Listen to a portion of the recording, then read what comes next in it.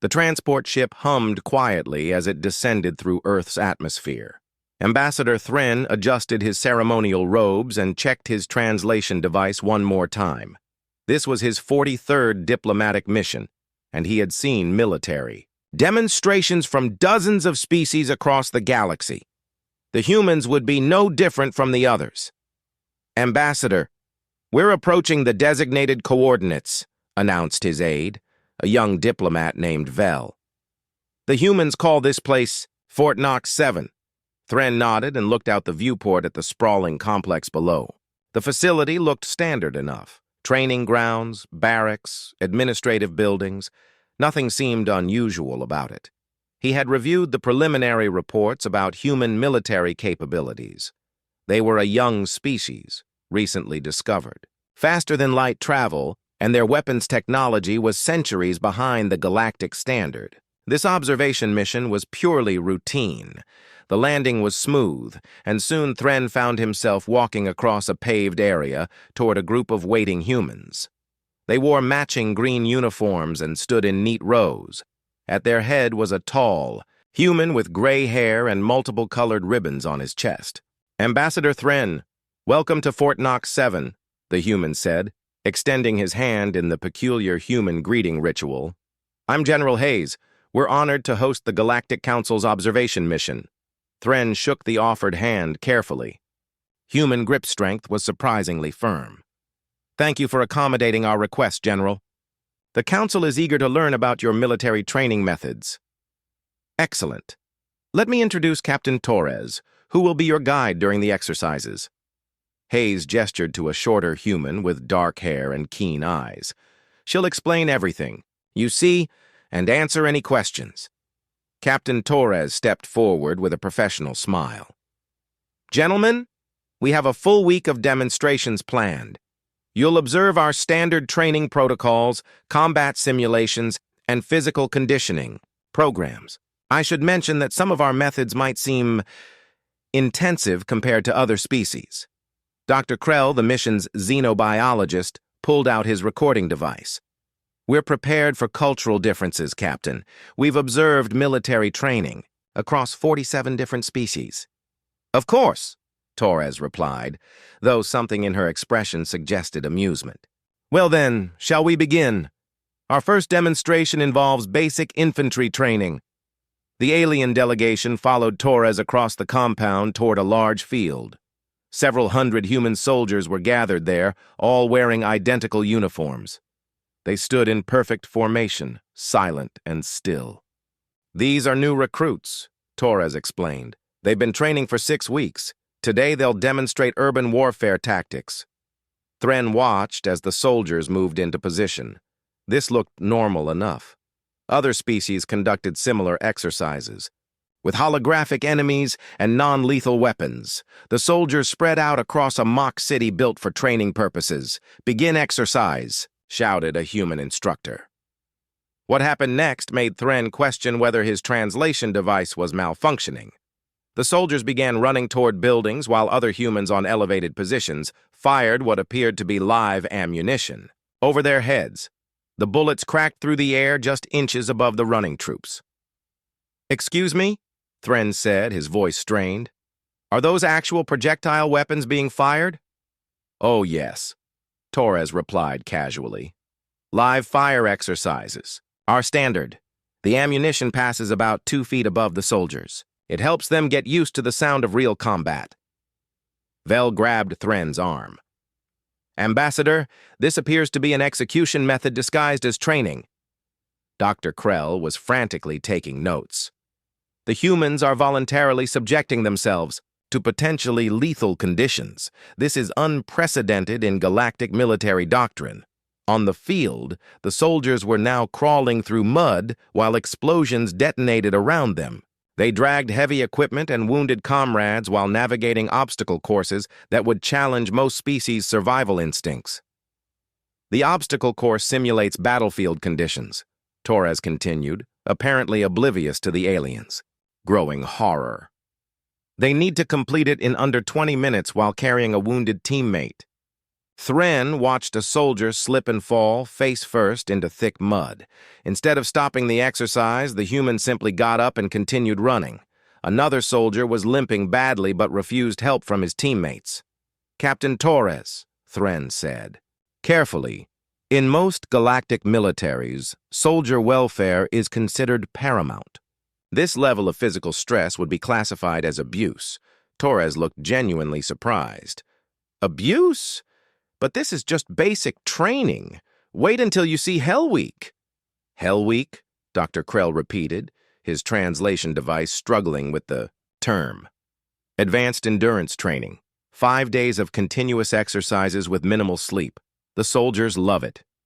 The alien delegation exchanged worried glances. Thren had read about species that practiced ritual combat, but this seemed different.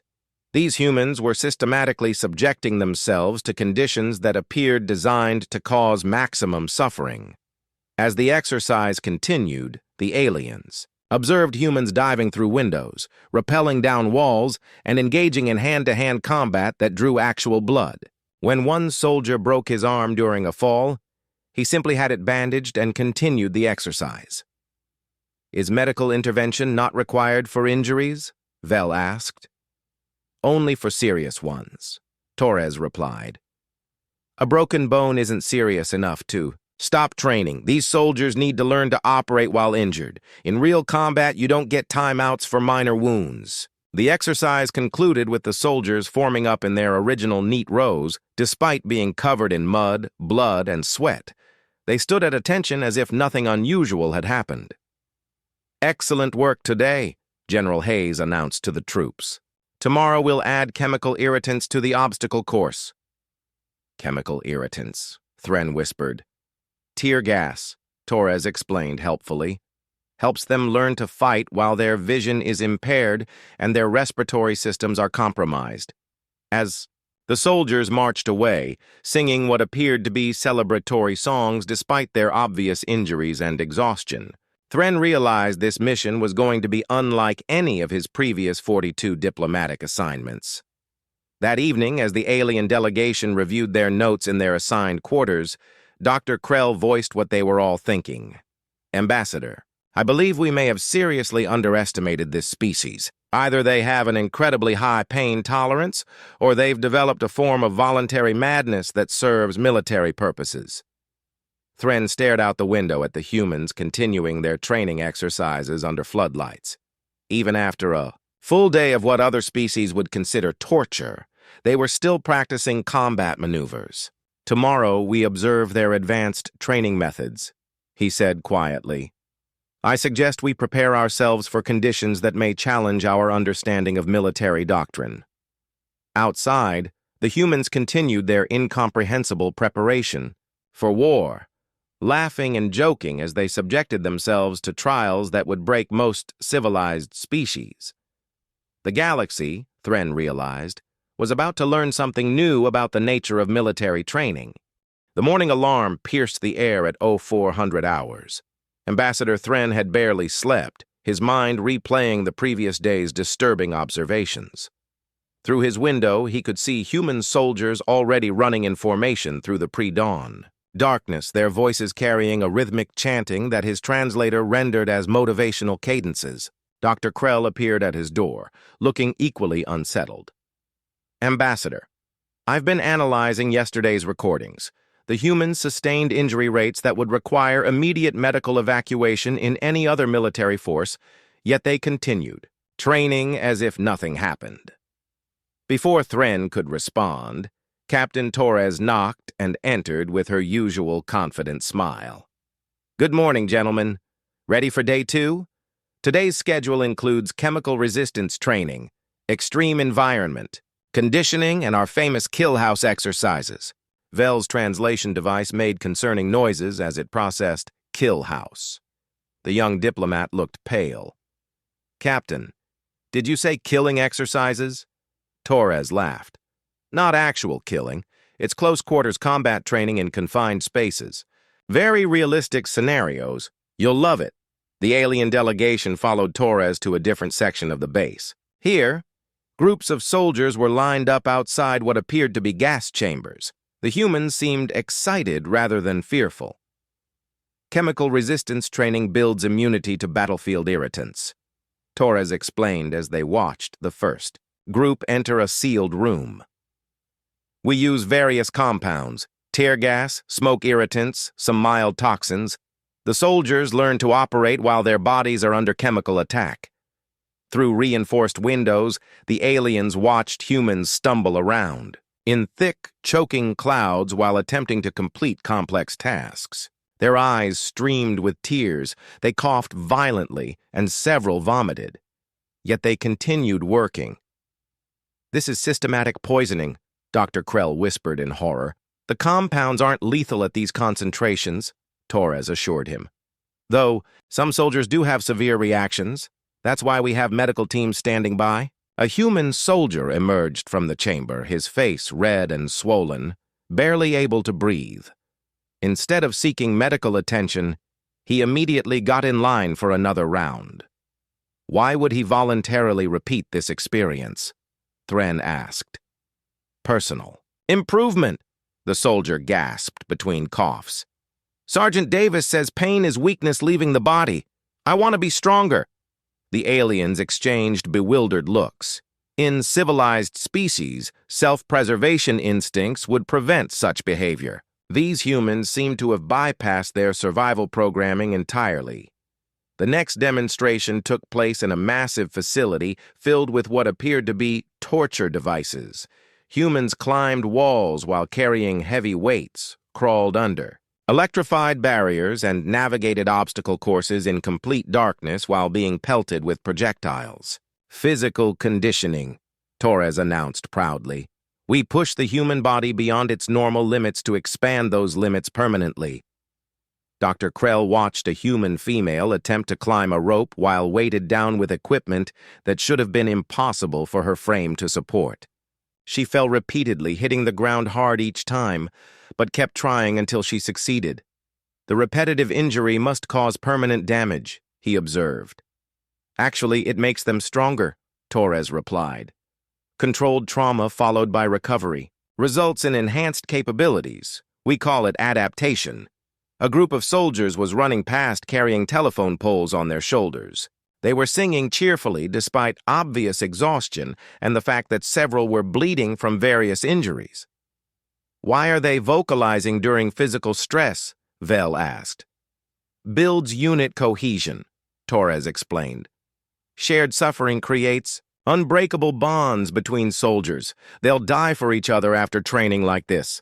The phrase "shared suffering" caused the aliens' translators to work overtime. No galactic language had an equivalent concept that portrayed suffering as beneficial. The afternoon brought them to the infamous kill house. Inside, humans practiced room-to-room combat using weapons that fired marking rounds, still painful, but not lethal. The aliens watched through monitors as soldiers breached doors, engaged multiple targets, and protected simulated civilians. What disturbed the delegation most was how the humans seemed to enjoy the experience. They laughed when, hit by marking rounds, congratulated opponents who successfully ambushed them, and immediately requested to run the scenarios again. They appeared to derive pleasure from simulated violence, Dr. Krell noted. "Competition brings out their best performance," Torres agreed. "Humans are naturally competitive. We channel that into military effectiveness." The final exercise of the day involved sleep deprivation training. Soldiers who had been awake for over 40 hours were required to complete complex tactical problems while fighting off micro-sleep episodes. "Sleep deprivation impairs cognitive function in all known species," Thren observed. "Why would you deliberately handicap your soldiers?" "Because real combat doesn't happen when you're well-rested," Torres replied. "Our soldiers need to maintain effectiveness even when exhausted, hungry, injured, or under extreme stress." One soldier collapsed from exhaustion but was immediately helped up by his teammates. Instead of ending his participation, they supported him until he could continue on his own. "The loyalty mechanisms are remarkable," Dr. Krell admitted grudgingly. "They prioritize group survival over individual welfare." That evening, as the aliens compiled their daily reports, they struggled to categorize what they had witnessed. The humans voluntarily subjected themselves to conditions that other species would consider torture, yet they emerged stronger and more cohesive. "I'm beginning to think," Thren said slowly, "that we've misunderstood the nature of human psychology. What we interpret as insanity might actually be a sophisticated training methodology. Through their window, they could see humans continuing night training exercises. Soldiers crawled through obstacle courses in freezing rain, their movements precise despite the harsh conditions. Tomorrow we observe their advanced combat simulations," Vel reported. "Captain Torres mentioned something called war games and scenario-based reality training." Dr. Krell pulled up his preliminary analysis on his tablet. "Ambassador, I'm starting to see patterns. The humans don't train to avoid hardship. They train to thrive in it. They've systematically eliminated the comfort-seeking behaviors that limit other species' military effectiveness. Outside, a group of soldiers was practicing medical procedures on each other using real needles and surgical instruments. They worked by flashlight in the rain, treating simulated wounds that looked disturbingly realistic. I'm beginning to understand," Thren murmured, "why the Council was concerned about human military integration. They're not just preparing for war, they're preparing to excel in conditions that would destroy other armies." A human soldier ran past their window alone, carrying a heavy pack and weapon. He was clearly exhausted, but maintained perfect form. As he passed under a light, they could see he was smiling.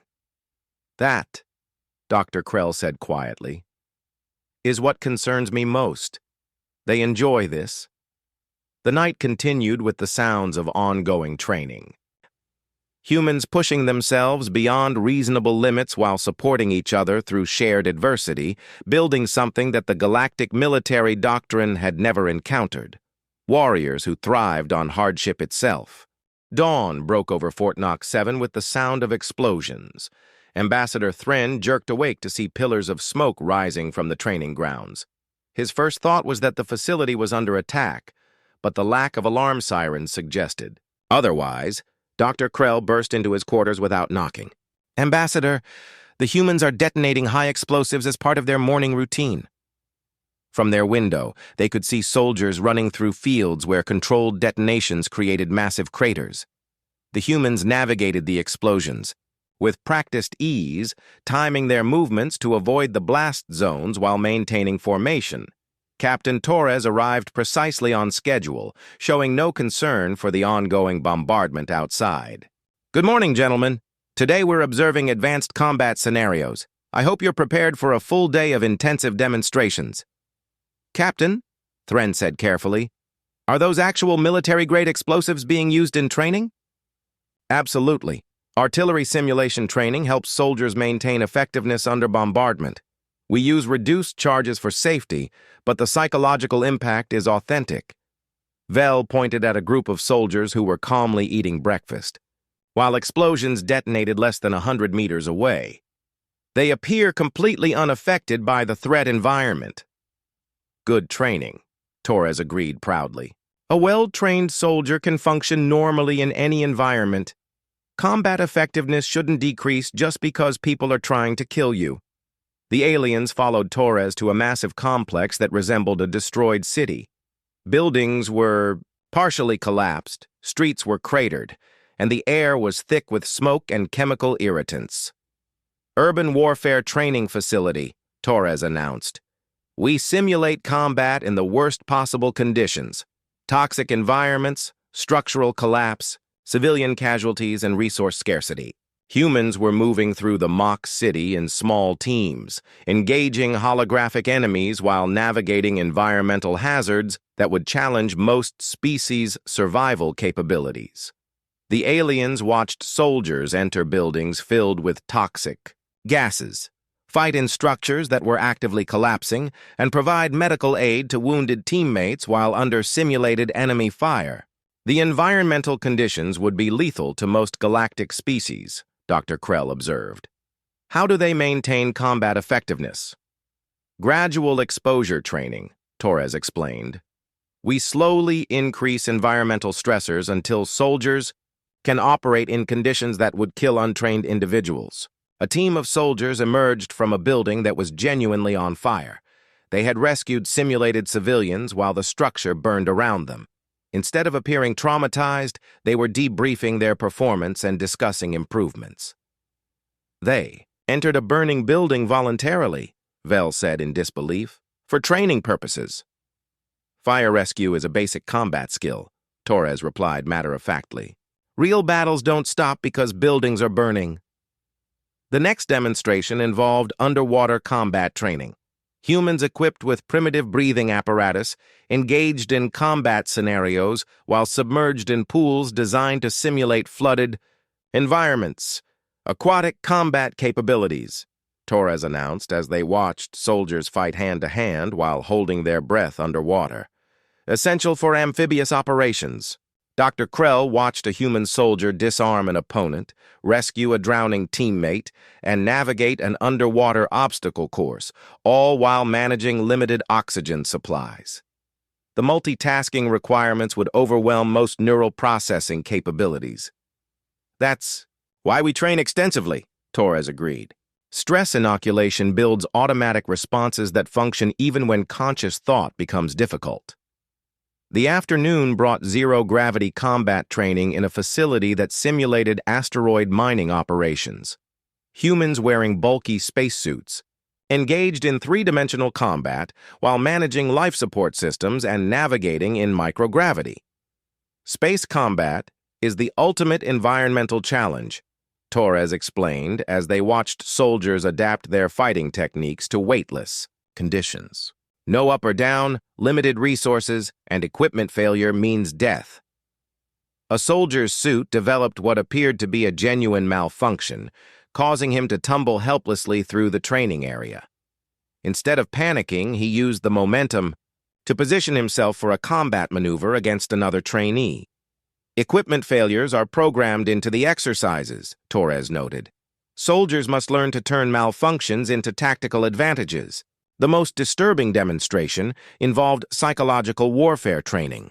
Humans were subjected to propaganda, interrogation techniques, and sensory deprivation while attempting to maintain operational security.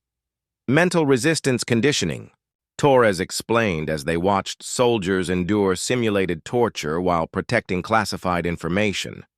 The mind needs training just like the body.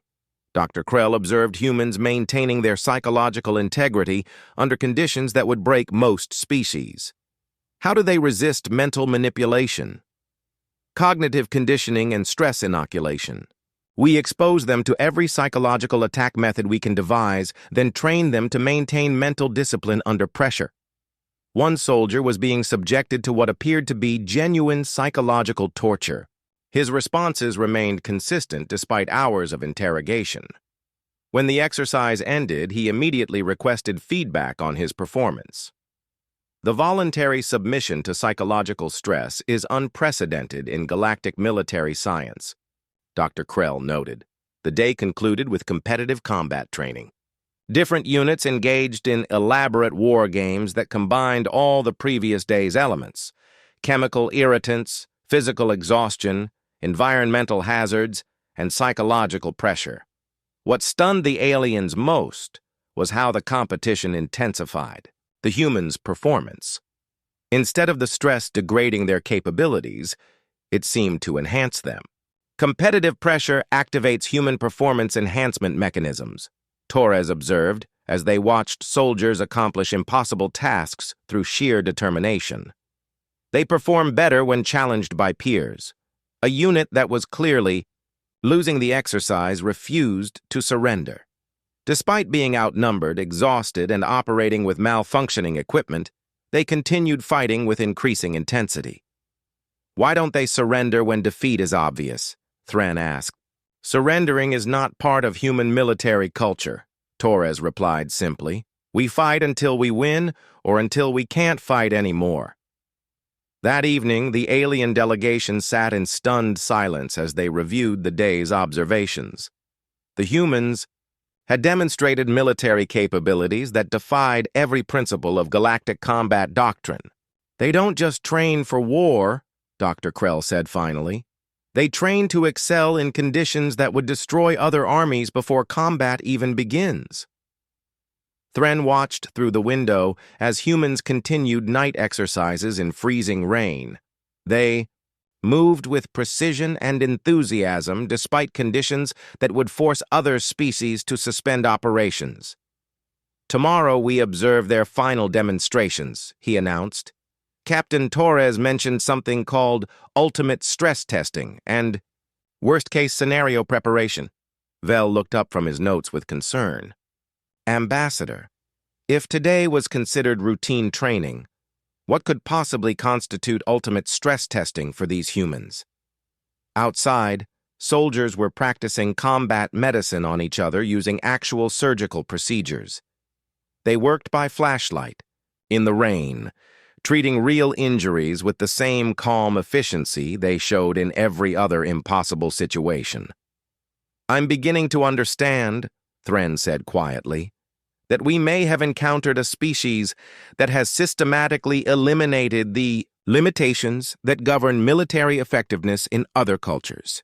Dr. Krell pulled up his analysis reports. "The humans don't train despite hardship. They train because of it. They've turned suffering into a tool for creating superior soldiers." A group of exhausted soldiers ran past their window carrying wounded teammates while singing motivational songs. Their physical condition should have made such performance impossible, yet they maintained perfect military bearing. "What concerns me most," Thren admitted, "is that they seem to genuinely enjoy this process. They've created a culture where the most challenging conditions produce the highest levels of satisfaction." The night continued with sounds of ongoing training exercises, humans pushing themselves beyond all reasonable limits while maintaining the camaraderie and precision that marked everything they did. The galaxy, the aliens realized, had never encountered anything like human military preparation. The medical tent was busy at dawn, but not for the reasons Ambassador Thren expected. Instead of treating injured soldiers, human medics were teaching troops to perform surgery on each other. The aliens watched in fascination as soldiers learned to operate on gunshot wounds, amputate limbs, and conduct emergency procedures while under simulated combat stress. "Advanced battlefield medicine," Captain Torres explained as a soldier successfully removed a bullet from his teammate's shoulder, while explosions detonated nearby. "Every soldier is trained as a combat medic. They need to save lives while people are trying to kill them." Dr. Krell had been studying human evolutionary history all night. His findings were disturbing and enlightening in equal measure. "Ambassador, I believe I'm beginning to understand their behavior patterns. Humans evolved as persistence hunters and tribal warriors. Unlike other species that developed intelligence to avoid conflict, humans developed intelligence to excel at it." The morning's demonstration involved what Torres called impossible rescue scenarios. Teams of soldiers were tasked with extracting wounded personnel from environments designed to be unsurvivable. The aliens watched humans enter burning buildings, navigate collapsed structures, and operate in toxic atmospheres to save holographic teammates. The rescue imperative overrides individual survival instincts, Thren observed, as a soldier risked certain death to carry a wounded comrade to safety. "Leave no one behind," Torres said simply. "It's not just a motto, it's a sacred obligation. Humans will die before abandoning their teammates." Lieutenant Ross joined their observation group, still covered in mud from the night's exercises. "The ambassador looks confused by our training methods." "We're trying to understand the logic behind deliberately creating dangerous conditions," Vel admitted. Ross considered this. "What's the most dangerous thing that can happen to a soldier?" "Death," Vel replied immediately. "No," Ross corrected. "The most dangerous thing is being unprepared for death. We train harder than we fight so that when real combat comes, it feels easy by comparison."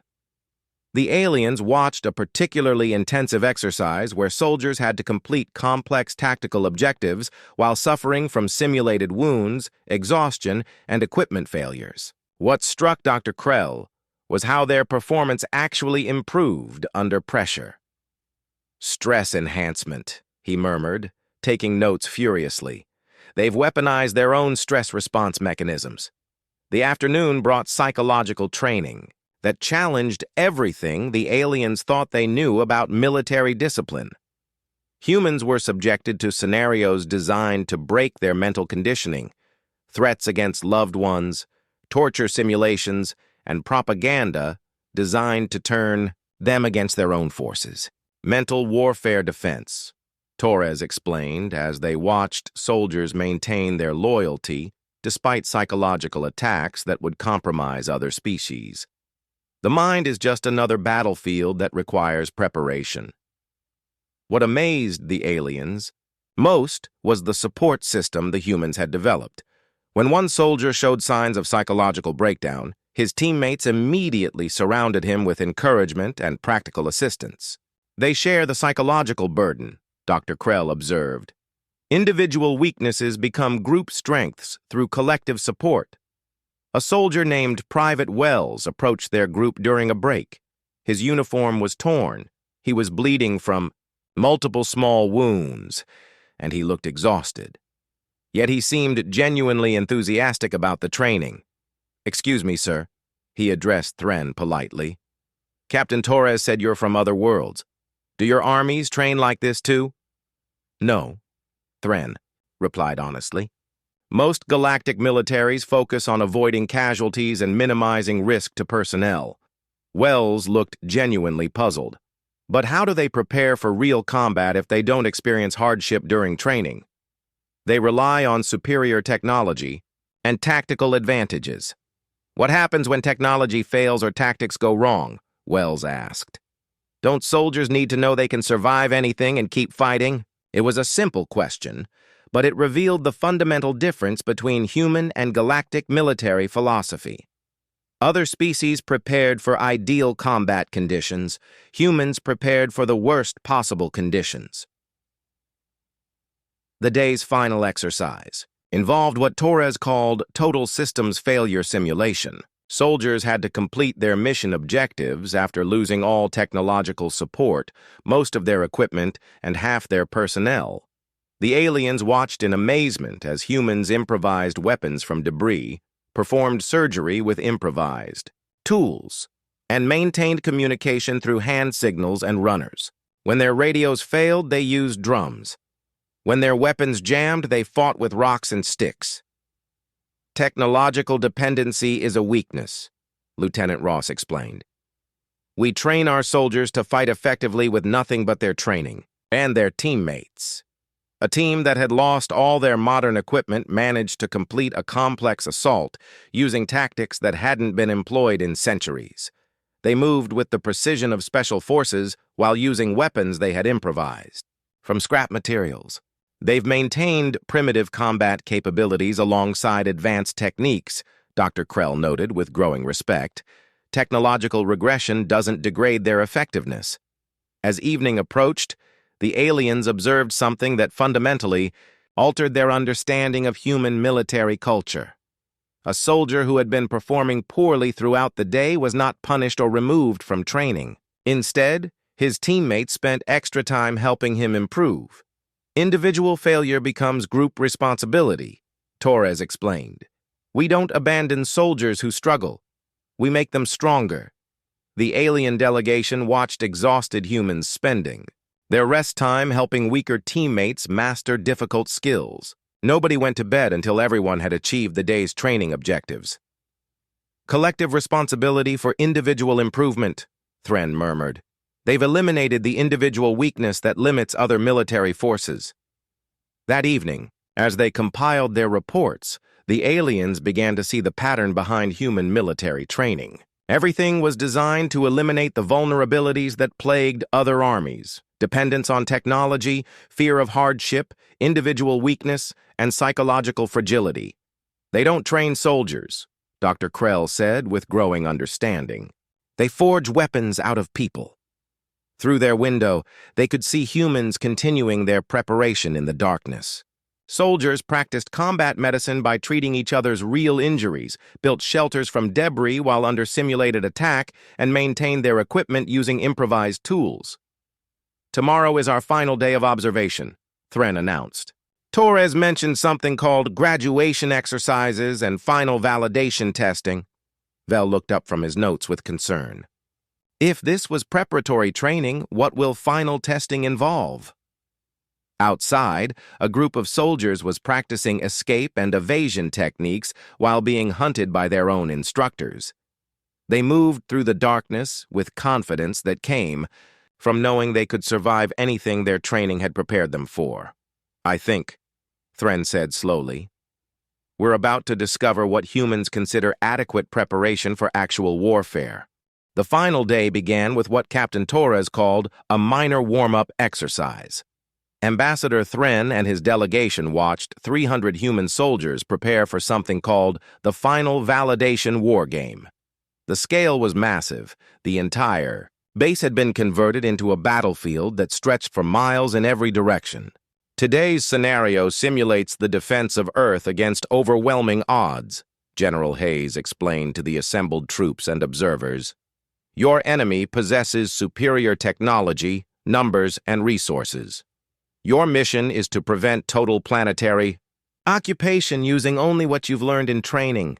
Dr. Krell checked his recording equipment nervously.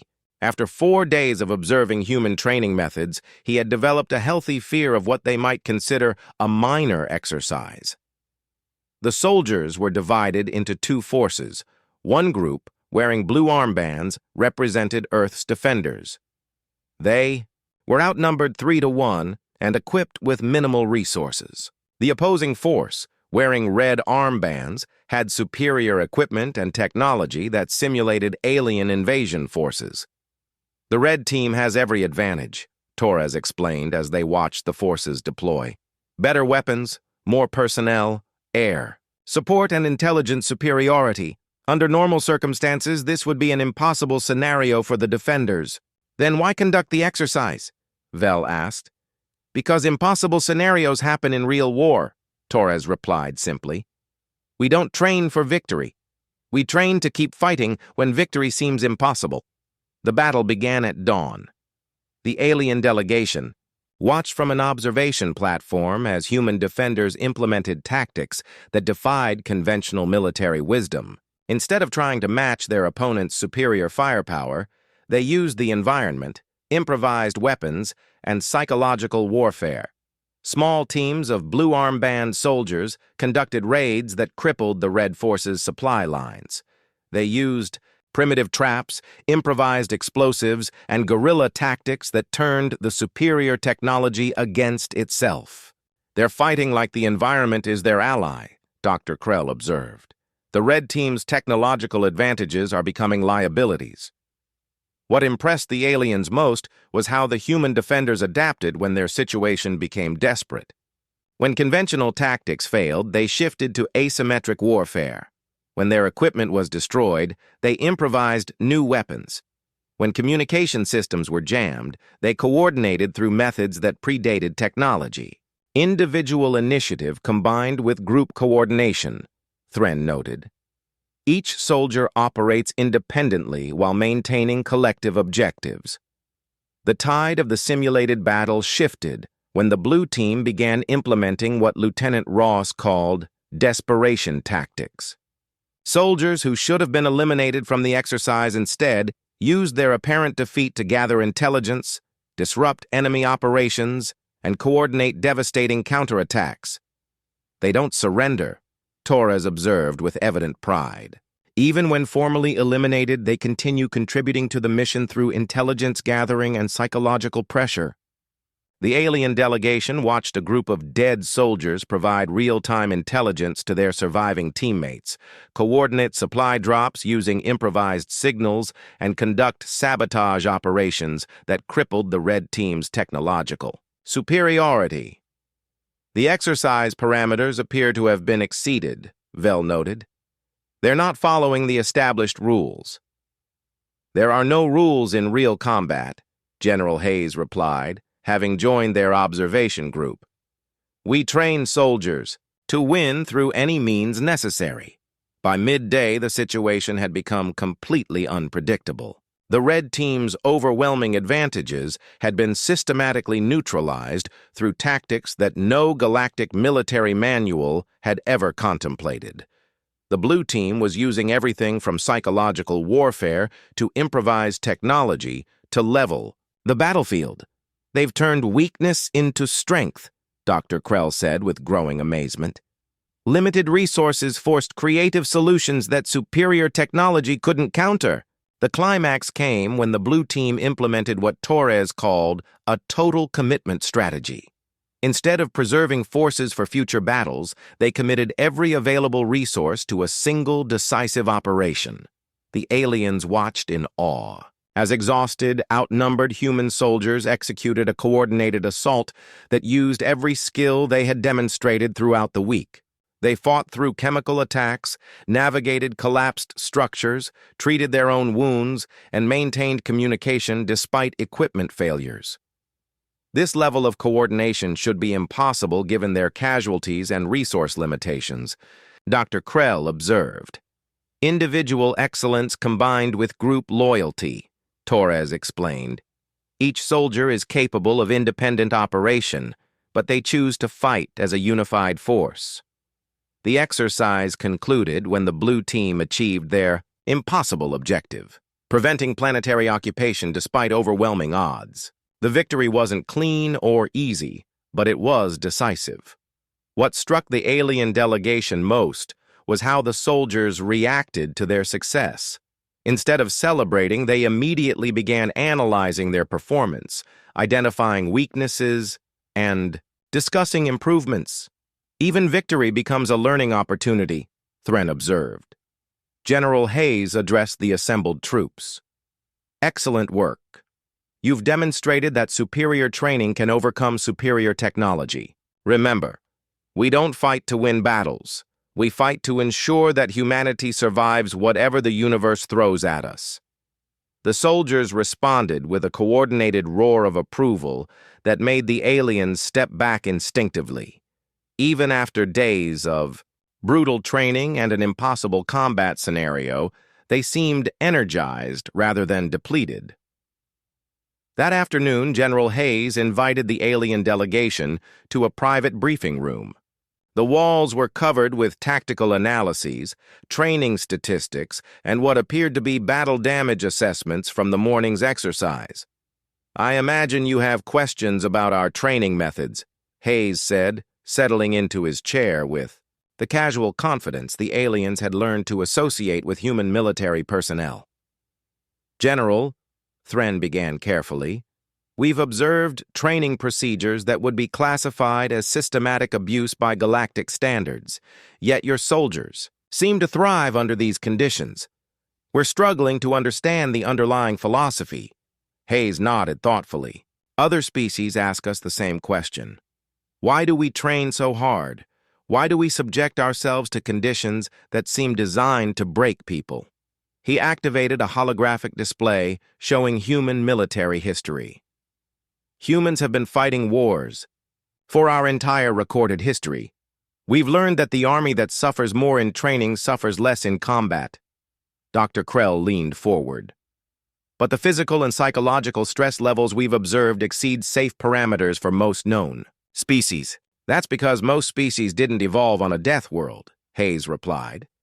"Earth has been trying to kill humans for millions of years. We developed the ability to thrive under pressure because anything less meant extinction." The hologram showed various human conflicts throughout history. "We discovered something interesting about human psychology. When properly trained, we perform better under stress than in comfortable conditions. Hardship doesn't weaken us. It focuses us." Captain Torres joined the briefing with additional data. "Our training metrics show consistent patterns.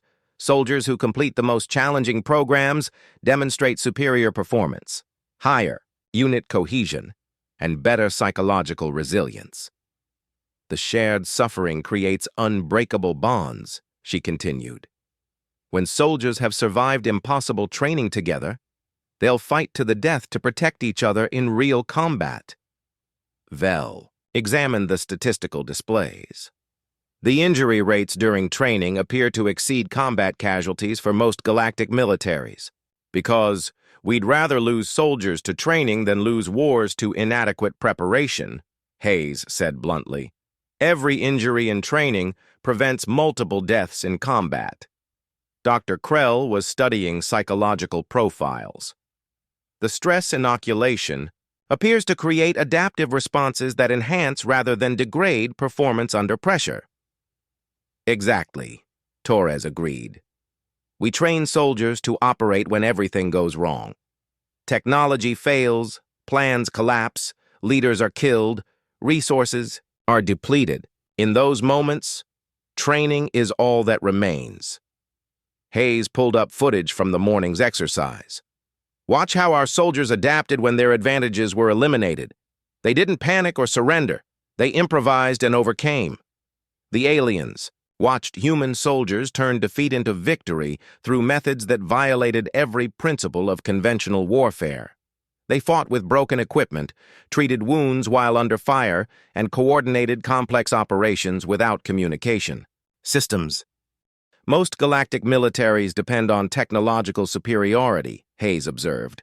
What happens when they face an enemy with better technology? It was a question the aliens couldn't answer. Their military doctrine assumed technological parity or superiority. Fighting from a position of technological disadvantage was considered impossible. Human soldiers are weapons that think, Torres added. We can't be jammed, hacked, or disabled by electromagnetic pulses. Our effectiveness actually increases when technology fails because we're forced to rely on training. As the briefing concluded, Hayes asked a question that would haunt the alien delegation. What would your forces do if they had to fight humans? The silence stretched uncomfortably. Based on what they had observed, the aliens realized that their superior technology might not provide the decisive advantage they had always assumed. That evening, Ambassador Thren sat alone in his quarters, composing his final report to the Galactic Council. Through his window, he could see human soldiers continuing their training in the darkness. After 5 days of observation, he finally understood what he was witnessing. The humans weren't just preparing for war, they were preparing to win wars that other species would consider unwinnable. They had systematically eliminated every weakness that limited conventional military forces. His report would recommend immediate revision of humanity's threat assessment. These weren't primitive warriors with crude weapons. They were the product of millions of years of evolution on a hostile world, trained to excel in conditions that would break other armies before combat even began. The next morning, as their transport prepared for departure, Captain Torres offered a final observation. Ambassador, you've seen our basic training programs. These soldiers will spend years developing more specialized skills. More specialized? Dr. Krell asked weakly. Space warfare, deep infiltration, psychological operations, and techniques we don't share with observers, Torres replied with a slight smile. What you've seen is just the foundation. As their ship lifted off from Earth, the alien delegation sat in contemplative silence. They had come to observe a primitive military force and instead discovered something unprecedented in galactic history, a species that had weaponized hardship itself. Dr. Krell spoke first. The Council needs to understand that humans don't fight like other species. They've evolved beyond the limitations that govern conventional warfare. They don't train soldiers, Thren agreed. They forge individuals who are capable of victory under any circumstances. Vel looked out at the receding planet. What concerns me most is that they seem to enjoy the process. They've created a culture where the most challenging conditions produce the greatest satisfaction. The final line of Thren's report to the Galactic Council would become legendary in diplomatic circles. Recommendation: classify humans as deathworld natives with extreme combat adaptability. Further recommendation: under no circumstances should any member species initiate hostilities with humanity. They do not train for victory. They train to keep fighting when victory is impossible. This makes them the most dangerous military force the galaxy has ever encountered. Below them, Earth continued its rotation, its human inhabitants continuing their incomprehensible preparation for whatever challenges the universe might present. They had turned suffering into strength, hardship into honor, and impossibility into opportunity. The galaxy, the aliens realized, had just encountered its first truly undefeatable military force.